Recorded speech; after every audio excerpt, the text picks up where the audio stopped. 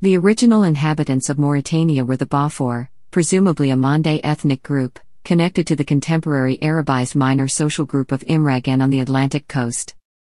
The territory of Mauritania was on the fringe of geographical knowledge of Libya in classical antiquity. Berber immigration took place from about the 3rd century.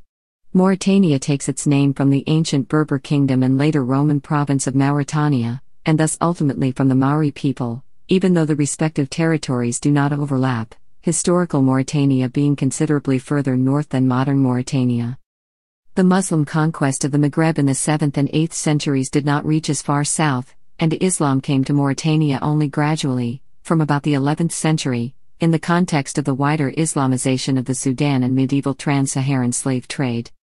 The European colonial powers of the 19th century had little interest in Mauritania.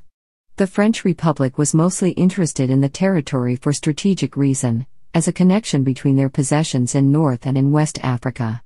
Mauritania thus became part of French West Africa in 1904, but colonial control was mostly limited to the coast and the Saharan trade routes, and there were territories nominally within French West Africa which were not reached by European control as late as 1955. In 1960, the Republic of Mauritania became independent of France. The conflict over the former Spanish territory of Western Sahara in 1976 resulted in partial annexation by Mauritania, withdrawn in favor of Morocco in 1979. The long-serving dictator Maouye Ould Sid Ahmed Taya was ousted by the military of Mauritania and replaced by the Military Council for Justice and Democracy in a coup d'état in 2005. A new constitution was passed in 2006.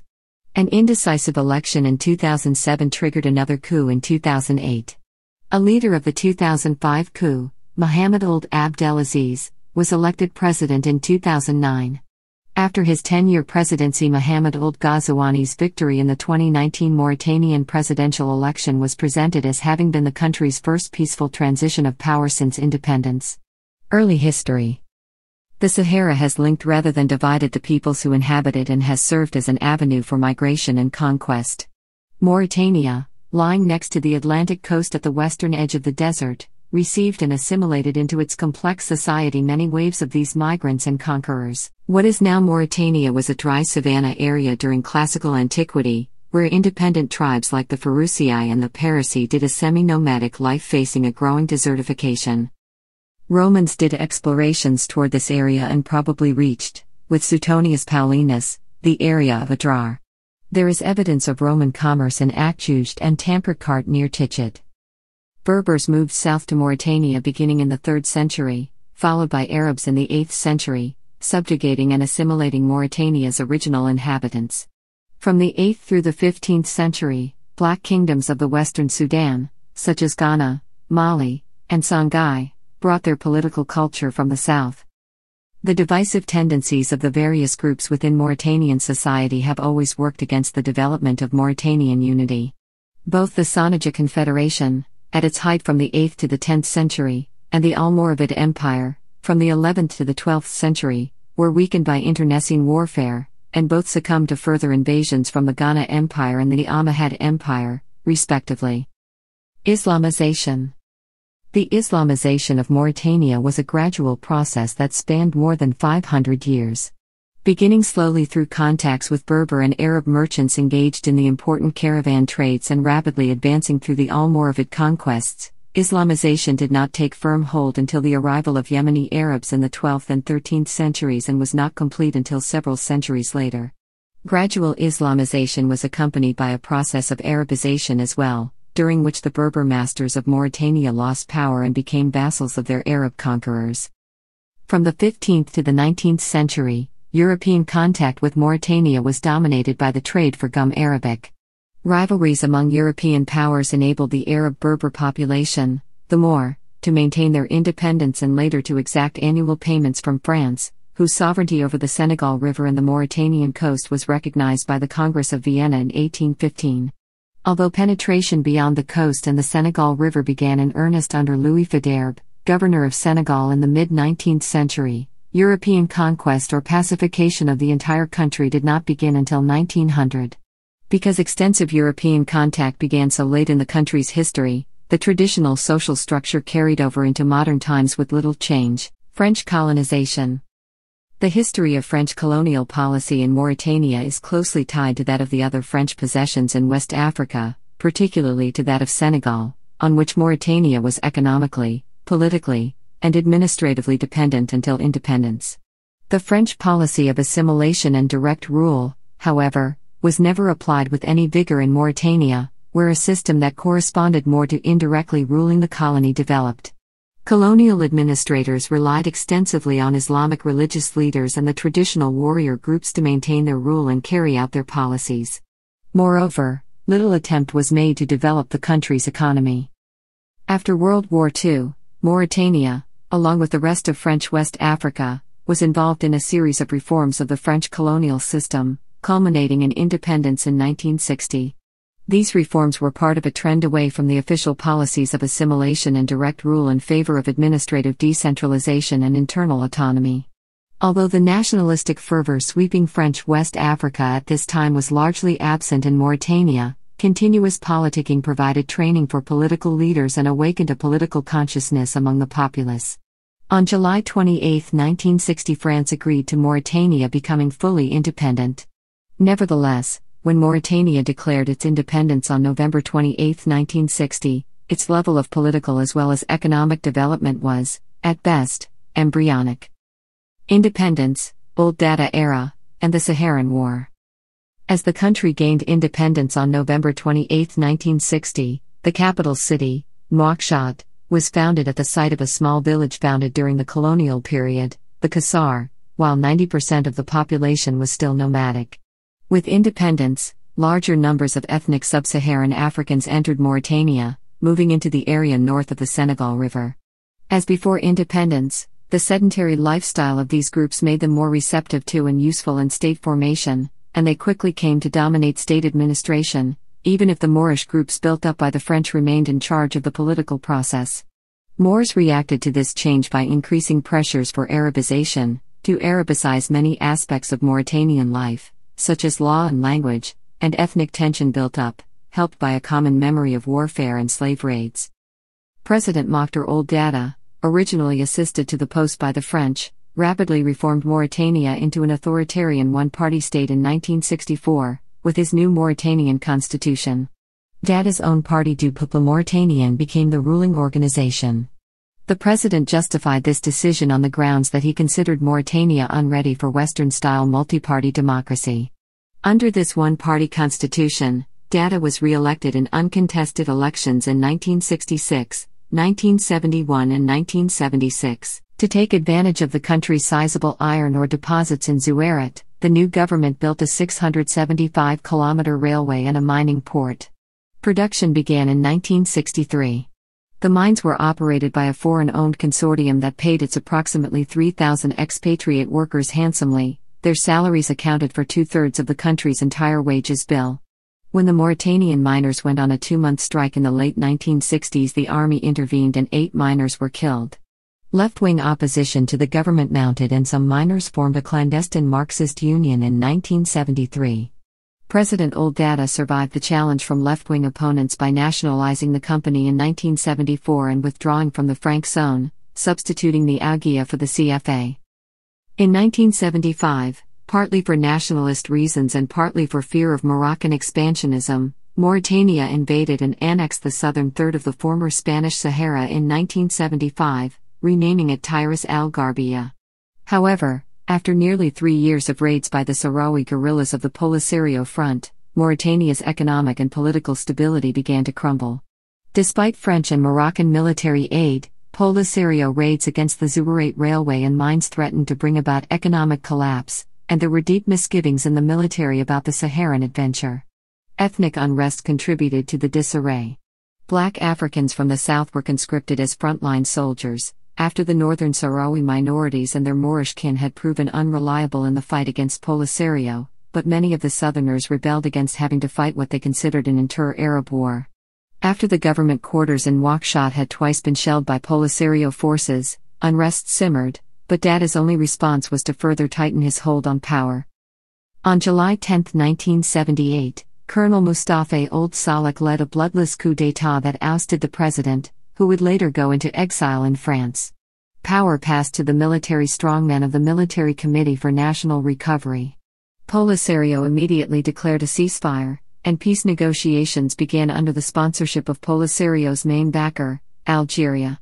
With the CMSN's leader reluctant to break with France and Mauritania, the country refused to give in to Polisario demands for a troop retreat, and Ould Salek's careless handling of the ethnic issue contributed to further unrest.